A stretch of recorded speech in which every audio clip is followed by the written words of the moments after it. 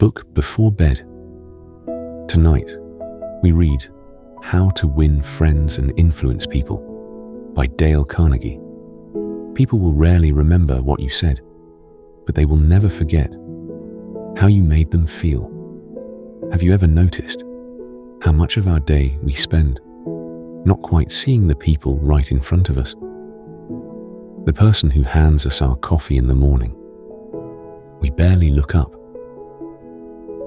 The voice on the other end of the phone.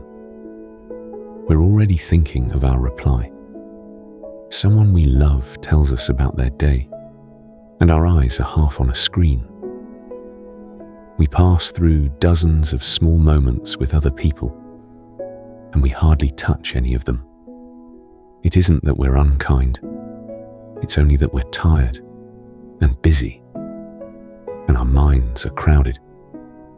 We're so often somewhere else, thinking about ourselves, about what we need, about the long list of things still undone.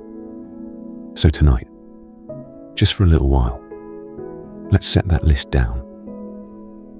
Let's walk into this old, gentle book together and remember something we already know, deep down, that the warmth we give to other people is one of the quietest joys a human life can hold. Let me tell you how this book came to be.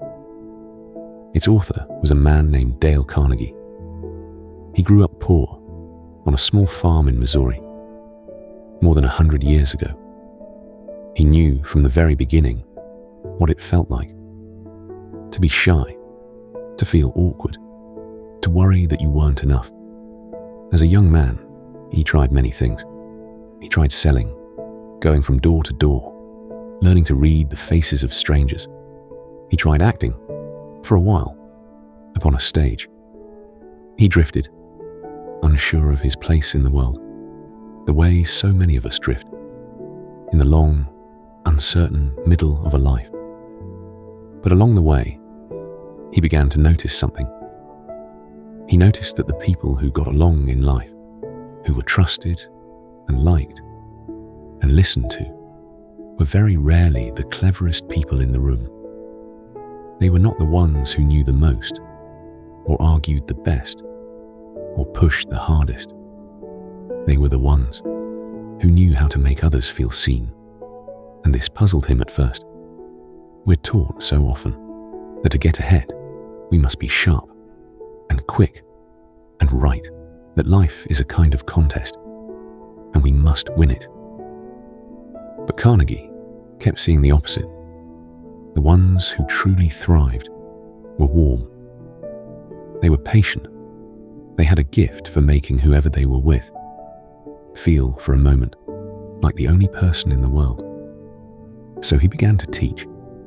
In the evenings, in a small rented hall, he gathered ordinary, nervous adults, clerks and salesmen and shopkeepers, and he helped them learn to speak and to listen and to treat one another with a little more care.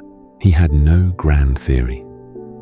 He simply gathered, over many years, the small and human truths that he saw working in real lives. And in the middle of a hard and uncertain time in the world, he set them all down in this book. It became one of the most read books of the whole last century. Not because it was complicated, but because it was kind, and because underneath all its small advice, it answers a question that lives quietly in almost every heart. How do I reach the people around me and let them know that they matter? So let's begin with the gentlest idea in the whole book. And it's so simple that we forget it almost every day. Everyone you meet is the center of their own world. Think about that for a moment. To you, you are the main character of your life. Your worries are the loudest. Your hopes are the most vivid. Your small aches and small victories fill the whole sky of your attention. And here is the thing. It is exactly the same for every single person you will ever meet. The stranger on the bus is carrying a whole life you cannot see. The colleague who annoyed you today went home to a worry as heavy as yours. Everyone is walking through their own story, as fully and as deeply as you walk through yours. We so rarely stop to feel the truth of that. Each face in a crowd is the center of a universe. Each one has a mother who loved them or longed to. Each one has a fear they fall asleep with and a hope they wake up to. Each one wants, more than almost anything, to be understood. When you really let that sink in, the whole world looks different. The people around you stop being scenery in the story of your day, and they become what they always were: whole, real, as precious and as fragile as you. Carnegie's whole book grows from this one quiet root. If you truly want to reach another person, you have to step, for a moment, out of your own world and into theirs. You have to become curious about their day instead of waiting to talk about yours. And the moment you do that, something softens between you and them. It sounds so easy, and yet it is one of the hardest things in the world, because we are always gently at the center of our own attention. Even now, listening to me, some part of your mind is turning over your own day, your own worries, the people in your own life. That is not a flaw. It is simply what it means to be a person. But Carnegie's invitation is to notice that pull, and every now and then to set it down, to turn fully towards someone else, and to let them feel the warmth of your whole attention. It is one of the rarest gifts we can give. So, what gets in the way? Carnegie noticed that the thing we reach for first is almost always the thing that pushes others away, and that thing is criticism. When someone disappoints us, when they're late or careless or wrong, the words rise up so quickly. Why did you do it that way? How could you forget? This is your fault. It feels honest. It feels deserved. But here is what Carnegie saw, again and again. Criticism almost never changes a person for the better. It only makes them defend themselves. Because no one, not one of us, likes to be told that we are wrong. When you point a finger at someone's mistake, they don't think about the mistake. They think about you and the sting and how to push back. Think of the last time someone criticized you. Did it make you want to change? Or did it make you want to explain, to justify, to protect that tender part of yourself that just wanted to be understood? We are not creatures of pure logic. We are creatures of feeling, bristling with pride and hungry, all of us, to be thought well of. And once you really understand that, you start to see why the hard, sharp approach so rarely works, and why the soft one so often does. Carnegie liked to say that even the people we think of as villains rarely see themselves that way. In their own minds, they are the good ones, doing the best they can with the hand they were given. So when we condemn, we are usually arguing with someone who is already certain they are right, and no amount of blame will move them. But understanding might, a little patience might, the willingness to see the world for a moment through their eyes might. So the first quiet discipline of a warm life is simply this: to hold back the criticism that rises so fast, to swallow the sharp word, to choose instead to understand. It is not weakness, It is one of the strongest things a person can do. And this brings us to the very heart of the book. One idea, above all the others, and it is this: the deepest hunger in the human heart is the longing to feel important, to feel that we matter, that someone, somewhere, is glad that we exist. We spend our whole lives reaching for it, in quiet ways and loud ones. We work hard so someone will be proud. We share our news so someone will be happy for us. We dress and speak and strive so that we might be noticed and valued and held in someone's good regard. And most of us are a little starved for it. We go whole days, whole weeks, without anyone telling us that we did well, without anyone really seeing the effort it took just to get through.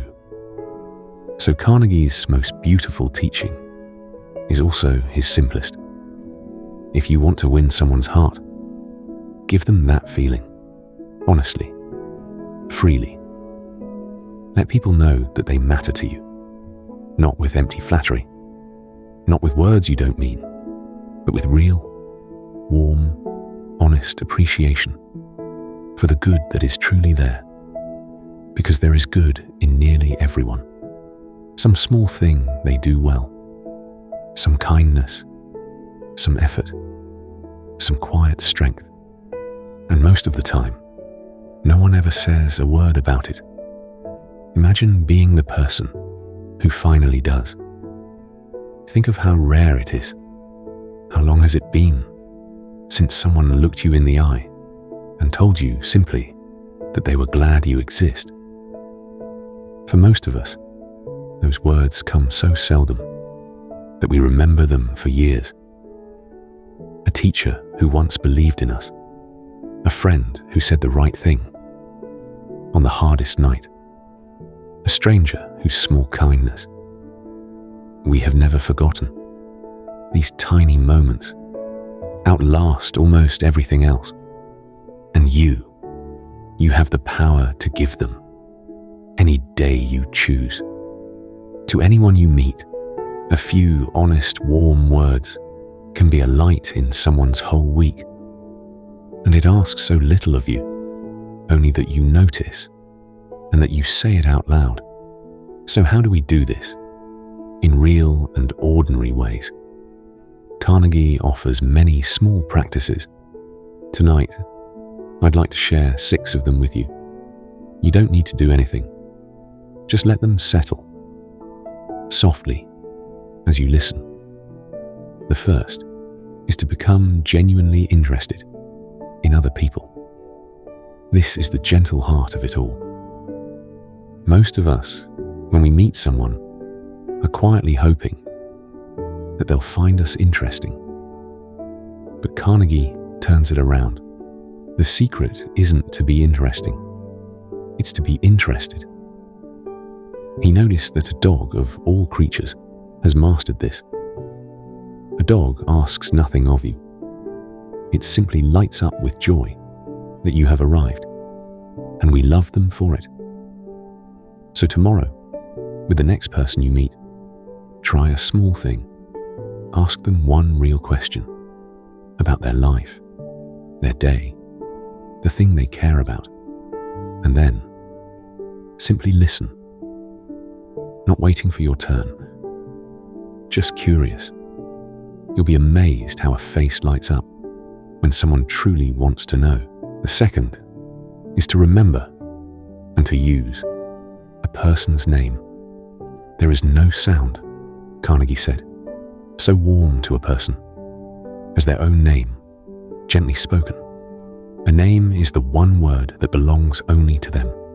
It carries their whole life inside it. So when you meet someone, hold their name like something precious. Say it back to them.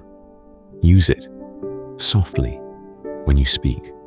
It is such a small thing, and it tells a person, without saying it, I noticed you. You are not just anyone to me. You are you. The third is to be a good listener and to encourage others to talk about themselves. We so often think we must be clever to be liked, that we must have the witty thing to say. But the truth is gentler than that. The people we love to be near are usually the ones who let us speak, who lean in, who ask. And then what happened? So you can give someone a rare and lovely gift simply by being quiet and letting them unfold their story without rushing them, without turning it back to yourself. To be truly listened to is to feel for a moment completely understood. And how rare that feeling is. How many people go through their whole day and never once have the sense that anyone really heard them? You can be the one who does. You need no special skill for it, only the willingness to be still and to let another person know that their words have somewhere soft to land. The fourth is to talk in terms of what the other person cares about. Each of us has things that light us up: a child, a craft, a quiet passion no one ever asks about. And when you find that thing in someone and you let them speak of it, you open a door straight into their heart. You don't have to share the passion. You only have to care that they do. When you meet a person on the ground of what they love, they will always remember you warmly, because for a little while, you let them be fully themselves.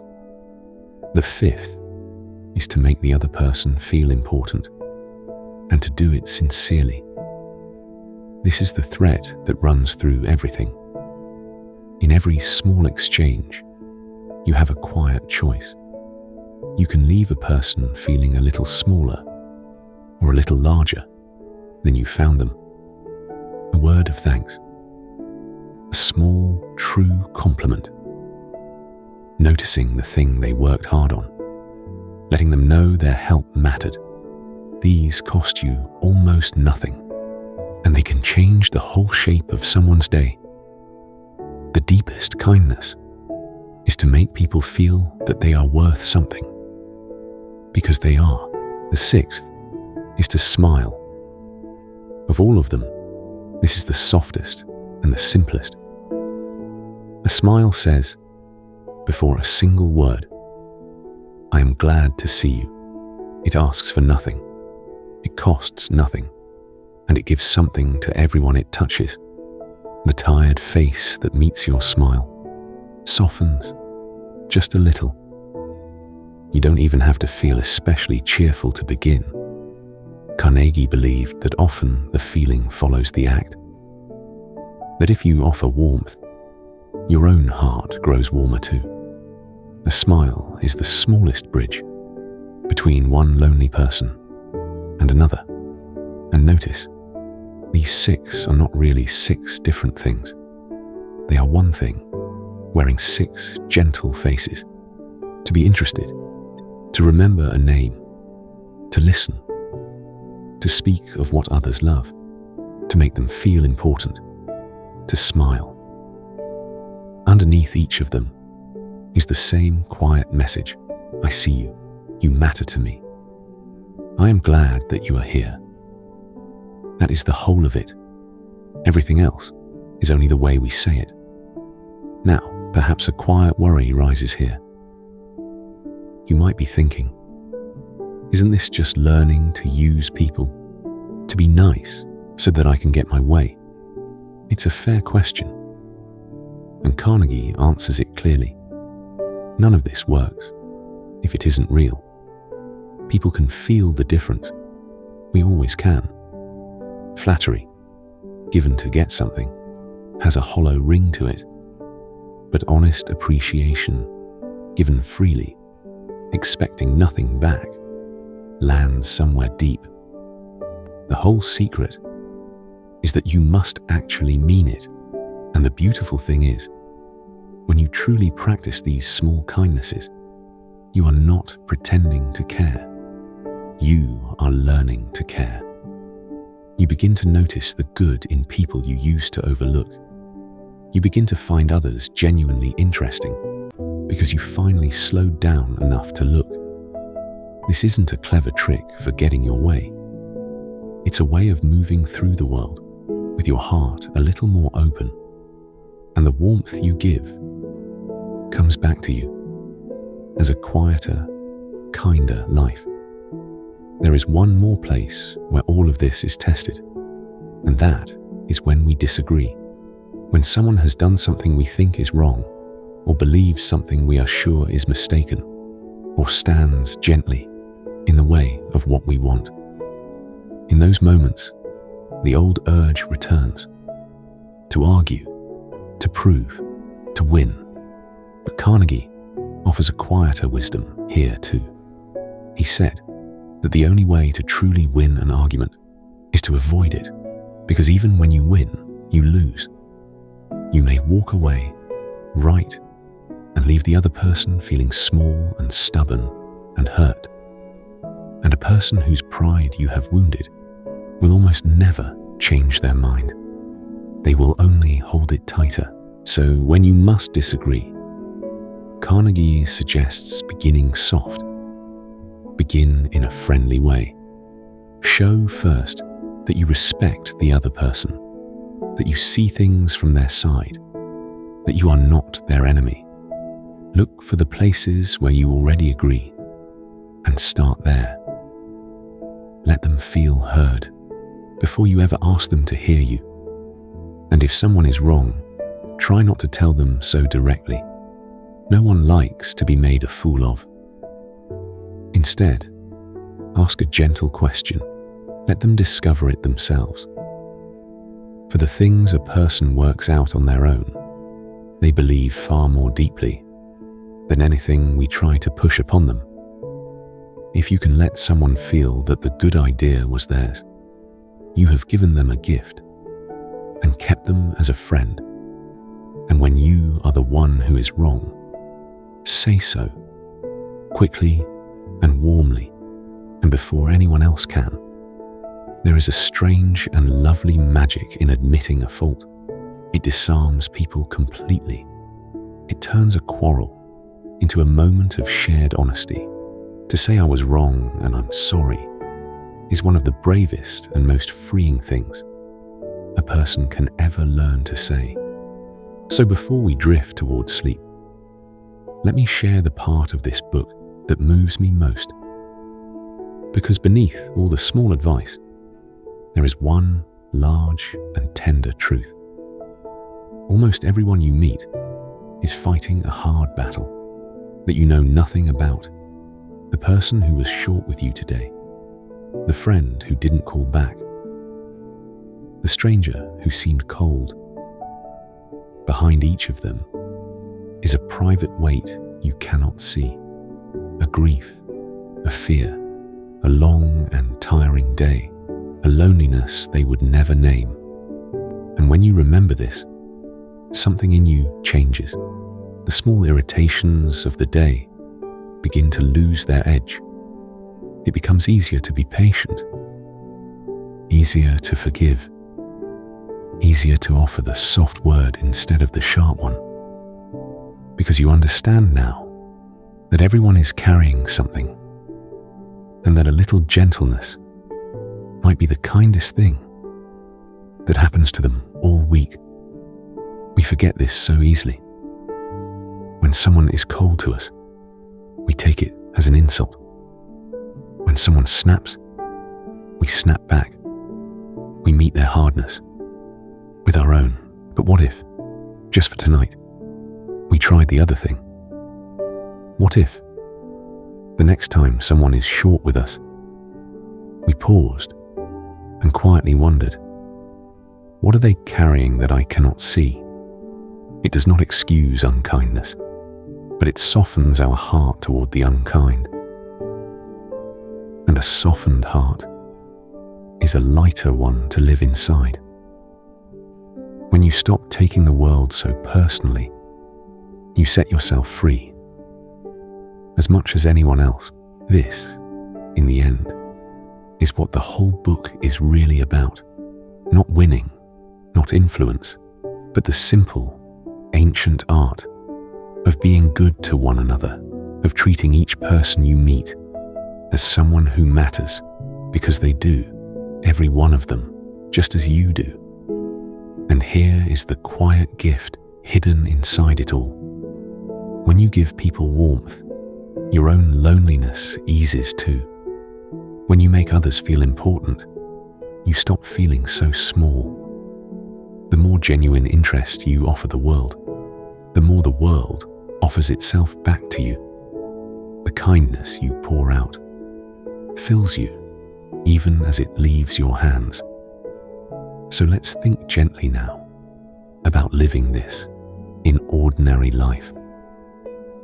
In your closest relationships, it might mean putting down the phone and truly listening to the person you love, the way you did when you first knew them, letting them feel again that they are the most interesting person in your world.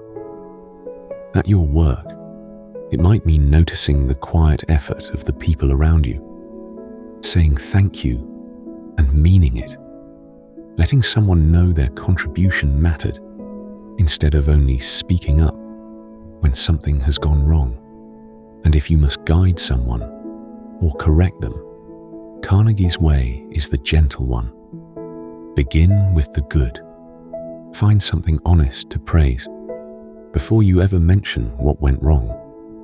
And when you do mention it, speak of your own stumbles first, so they know they are not alone in being imperfect. Praise even the smallest step in the right direction, for nothing helps a person grow like the feeling that someone believes in them. Give a person a fine name to live up to. Treat them as though they already are the best of themselves. And so often, they will rise to meet it. With strangers, it might be the smallest things. A warm word for the tired worker at the end of their shift. Remembering a name. A smile offered freely. To someone who looked like they needed one. And with yourself, softest of all, it might mean offering your own heart the same patience, the same gentle appreciation. For you too are carrying a hard battle. You too are doing your best. You too deserve a kind word tonight. So before we end, let me leave you with one last gentle practice. You don't need to move. Just let your body grow heavy and soft into the bed beneath you. Gently set down every thought about this book and just feel your breath, the slow rise and the slow fall, moving all on its own without any effort from you. Now, in your mind, picture someone you love, someone whose face brings you warmth. See them gently, and as you breathe out, quietly wish them well. May you be happy. May you be at peace. And now picture someone you barely know, the face of a stranger from your day, and offer them the same quiet wish. May you too be happy. May you too find peace. Feel how the heart softens when it reaches out instead of closing in. And now, turn that same warmth back toward yourself. Lay one hand, if you like, gently over your heart and let yourself feel that you too are worthy of kindness, that you too matter, that it was good that you were here today. Listen now to the sounds of the night. Maybe a car far away, maybe a faint hum, maybe just a deep, soft silence. Feel your body held by the bed, warm and heavy and safe. There's nothing more to do tonight, no one to win over, no one to be, only you here, breathing, resting, enough, exactly as you are. Tomorrow you can carry a little of this with you. One real question, one name remembered, one small, honest word of warmth given to someone who didn't expect it. That is all it takes. The world grows kinder, one gentle moment at a time. Good night. Thank you for being here with me tonight. May you rest in the quiet of this moment and find your way back to the peace inside you. I'll see you with the next book